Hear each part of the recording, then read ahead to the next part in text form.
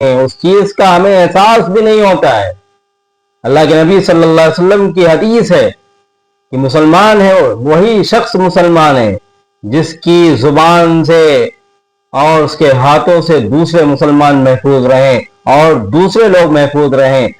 اب یہ حدیث ہمارے سامنے ہے، اس حدیث کے پیش نظر ہم اور آپ اس چیز کا خیال عام دنوں میں رکھیں۔ یہ روزہ ایک الگ چیز ہے، روزے میں تو ہمیں بڑھ چڑھ کر اس کا خیال رکھنا پڑے گا، کیونکہ عموماً ایک کیفیت ہوتی ہے روزے دار کے اندر، ایک عادت سی ہو جاتی ہے، ایک چیز کے اندر وضع ہو جاتی ہے، روزہ رکھنے کی وجہ سے اس کا مزاج تھوڑا سا بدل سا جاتا ہے، بات بات پر اسے غصہ آنے لگتا ہے، بات بات پر وہ بہت ہی شدت کے ساتھ چیخنے اور چلانے کی اس کے اندر ایک چاہت ہوتی ہے۔ روزے کی حالت میں ہمیں اور آپ کو اس چیز پر کنٹرول کرنا ہے، مجاہدہ کرنا ہے، اپنے آپ کو مکمل طریقے سے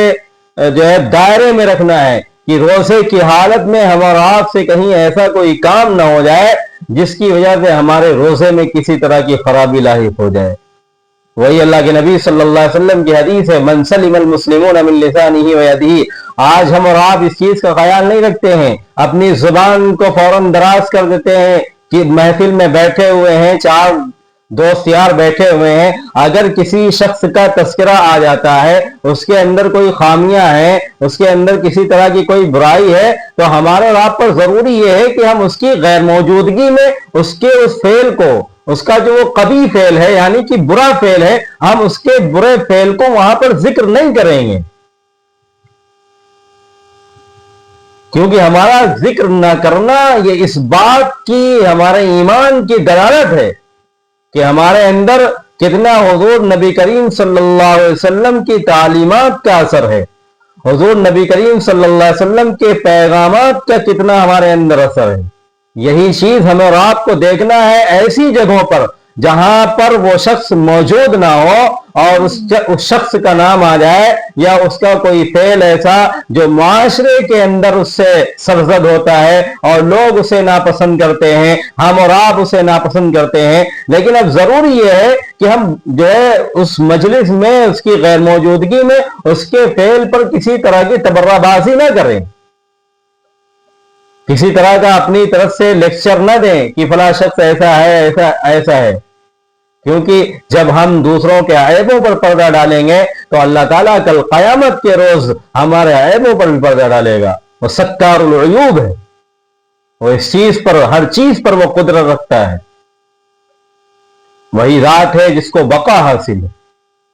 اور ہم اور آپ یہ چیز بالکل خیال نہیں کرتے ہیں۔ اور دوسری سب سے ضروری بات میں آج کے نوجوانوں سے ایک بات عرض کرتا ہوں کہ اپنی نوجوانی کو یعنی کہ اپنی جوانی کو استعمال کرو، بھوک سے لڑو، پیاس سے لڑو، پیاس کی شدت تمہیں لگے لیکن پھر بھی جب بھی تمہیں بھوک کی شدت لگے، پیاس کی تمہیں اندر چاہت ہو تو تم فوراً بارگاہ عزی میں اپنے اللہ کے حضور پیش ہو جاؤ۔ اور جوانوں یاد رکھو،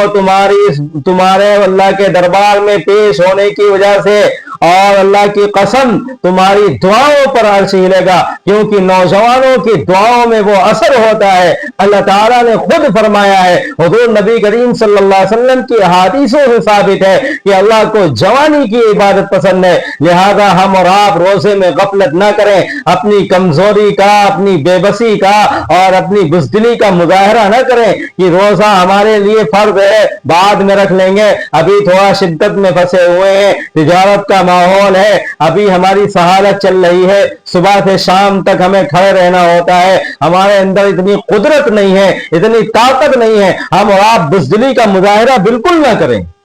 اپنی کمزوری اور بے بسی کا بالکل اللہ کے دربار میں پیش نہ کریں، اپنے اخراجات کو آگے نہ کریں کہ ہمارے پاس یہ کام ہے۔ اللہ کے قرب کا سب سے بہترین ذریعہ یہ ہے، اللہ تعالیٰ نے جوانی کی جتنی بھی عبادت ہیں سب اللہ تعالیٰ کو بہت پسند ہیں، اور یاد رکھو روزہ بہت بڑا عمل ہے، حالانکہ ساری عبادتوں کا عمل، ساری عبادتوں کا جو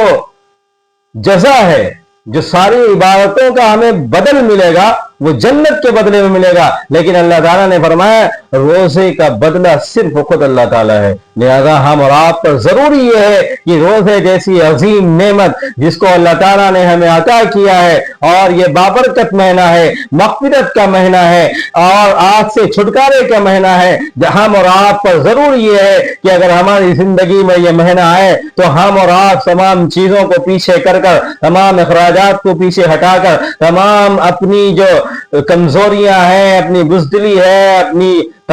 بے توانائی ہے، ان تمام چیزوں کو پیچھے ہٹ کر، ساری چیزوں کو بالکل بھلا کر ہم اور آپ خالص اللہ کی رضا کے لیے اور اللہ کی خوشنودی کو حاصل کرنے کے لیے